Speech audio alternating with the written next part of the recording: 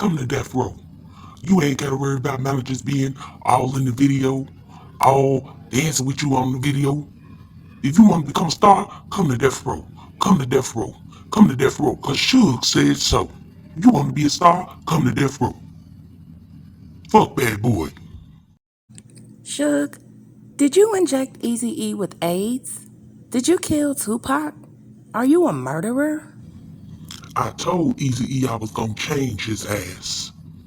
I did not run nobody over, and I did not kill Tupac, even though I pulled him in front of me because they were shooting and shit. What the fuck was I supposed to do?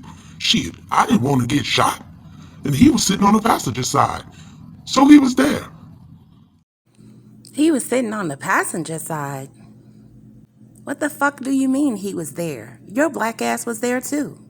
Anyways, is it true that you cast the most brutal assaults on your artists? Suge, what I'm trying to say is it true that you're a violent, bully music executive? Well, not now. I know your ass is in prison, but were you a violent music producer executive? Okay, sweetie, I'm gonna be honest with you because you sexy as hell. I made the Stanley brothers strip down to their underwear, and I even fired a shot in the wall. I scared the shit out of them fuckers. They need to learn how to listen. Then I beat all of them into a bloody pulp. Yeah, I fucked the Stanley brothers up.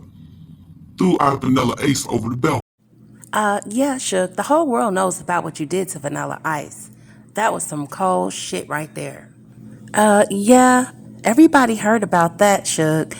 But however, I want to get back to the Stanley brothers. Because it was really stated what you did to them was really harsh and cruel. Therefore, can I interview you with this? Is that okay with you, Suge?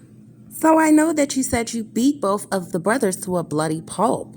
I also heard a rumor that you took their identification so they'd be stupid enough to contact the police. Is this true, Suge?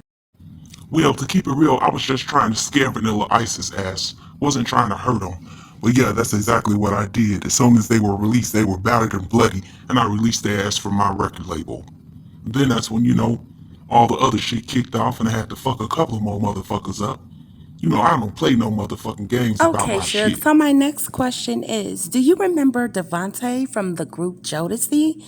Is it true that you were upset with them and you sent someone into his house and they did a home invasion? He was brutally beaten and his life was nearly taken. This man was tied up and beaten on the head and his skull split open. And in the bloody scuffle, someone chewed off the manager's finger. They made it out with like $20,000 worth of jewelry and other valuables. Do you know anything about that, Suge? Because this was delegated as a rumor, but I'm speaking with the source, so I just wanted to know if you know about this particular incident. Now they claim I sent one of my booty goons to sexually assault him. That's not what happened. All the other shit you just said happened, yes. We took that shit up out of there. He didn't want to produce those songs, so I had to take something from his ass. That's how it works over here on Death Row. And I ain't paying them all with the money I owe them either. All right, Suge, thanks for answering those questions for me. Now, my next question is, have you heard of Happy David Walters? Someone stated a while back that he went missing for 2 whole days and he was later found in Long Beach. He was covered in bruises and cigar burns and he was dazed and his head was shaven. However, I don't want to dance around that because there was also an allegation that you supposedly cut your girlfriend's ponytail off. But that's not the question I'm asking you right now. It's just that his hair was shaved off and they said that you like to cut hair, Suge. Is that true? Well, that nigga was talking shit on that Judgment Day soundtrack. His ass said he wanted to go for a ride. Shit. He wanted to get some money and, give me some money and shit. And we took a long ride on Long Beach, you know what I'm saying? Shit. We had some fun. Shit. I guess he poked himself with the cigars. I don't know, man. Yeah, Suge. Maybe he liked the way the heat felt against his skin or something. Maybe that he had a little fetish or something going on. But anyhow, I just have a couple of more questions. And I would like to thank you again for interviewing with me. Now, Suge, from my understanding, I know that you and Puff Daddy on Bad Boy Records, you guys were not exactly chummy back in the 90s, But you had a promoter and friend of Puffy's to show up at one of your Christmas parties. Do you recollect the name Mark Anthony Bell? Can you fill us in on what happened with that situation? Because there's also speculation of rumors about that. Yeah, I walked up to him and I told him to give me Puffy's address. Shit, I was gonna send him a ham in the nail, maybe send his mama something too. So when he refused that shit, I took his ass upstairs and shit. I had my associates to give him the death row treatment. You know what I'm saying? When I ask you a question or tell you to do something, shit, I made that nigga drink urine and all. I don't play games about my shit. Wow, Suge, I really thank you for this interview today, for giving me so much chunks of information about your artist. However, this will be my final question for this interview, and I would love to interview you again in the near future. I wanted to talk to you about Samuel Sneed. Now, I know he started working on Death Row as a producer, and he was working along with Dr. Dre, and was even helping Snoop out with the Murder Was the Case soundtrack. So I know things did get a little shaky with you and Dr. Dre, and that's when Dr. Dre left your label and he started to work on his own. And however, it was stated that you were very upset about Dre leaving, Suge.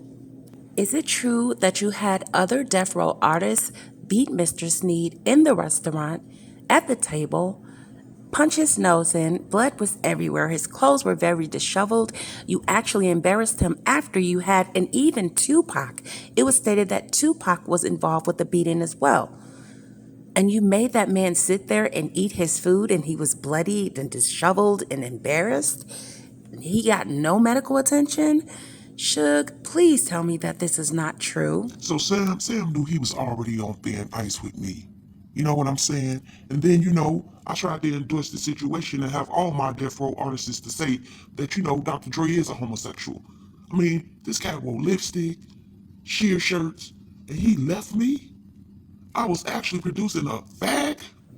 Mr. Knight, that's not nice. But I do once again want to thank you for taking the time to sit down with me and do this little mini interview. And I hope to interview with you soon in the near future, like a couple of more days, because I do have some more questions about Eazy-E.